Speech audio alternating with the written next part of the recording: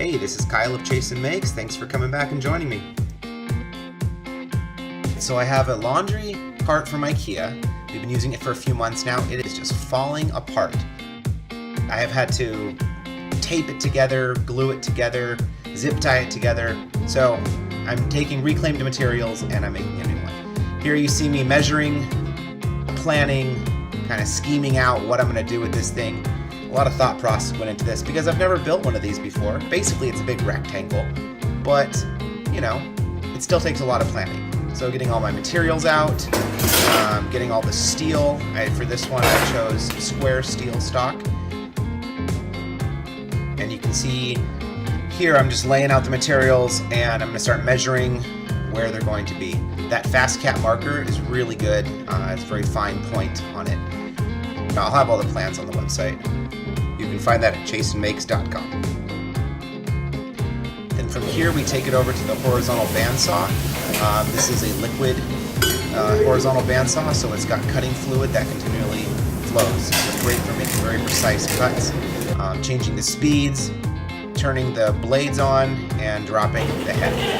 So here you can see it's starting to go. All that liquid is coolant, and it recycles through the machine. Alright, done. So here's the finishing cut. I just wanted to clean up all the edges and square them up precisely. Here I'm just making sure everything is square, tolerances are tight.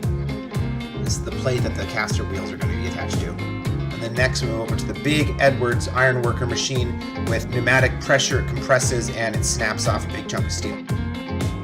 Then I take everything over to the large disc sander and clean up all the surfaces, the edges. You can see the sparks just start flying in this. You really got to wear eye protection. It's very beautiful though, as you can see.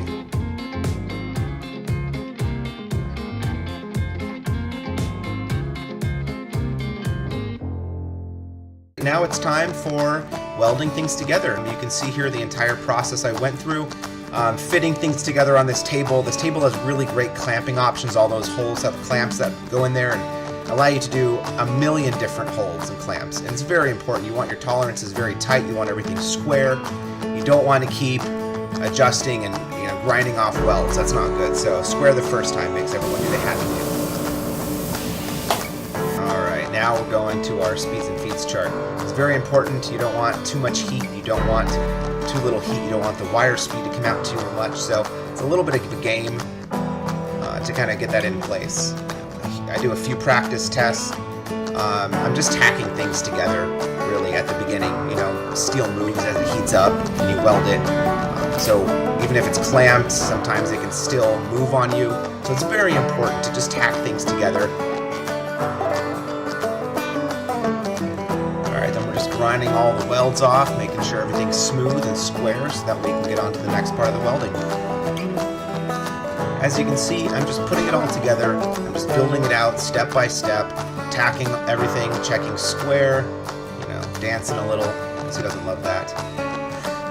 You got to keep yourself entertained in the shop, especially after these long 8-hour days.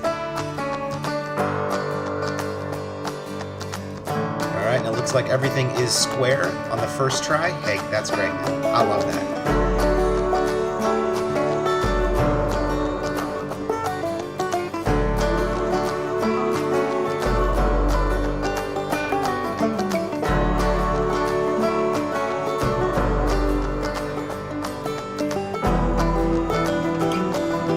Just a lot of welding on this project, and there is just a ton of it. Back for a final grind. Then I'm welding on all the feet where the casters are going to go. Tacked them on first, then came back, welded them on the inside and the outside.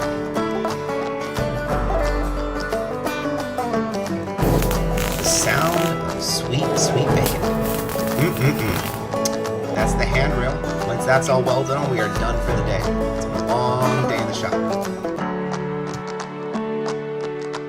Thanks for watching, everyone. I really appreciate it. If you can, please like, comment, and subscribe. And also, stay tuned for part 2 coming up. We're going to powder coat. We're going to finish it off. Thank you.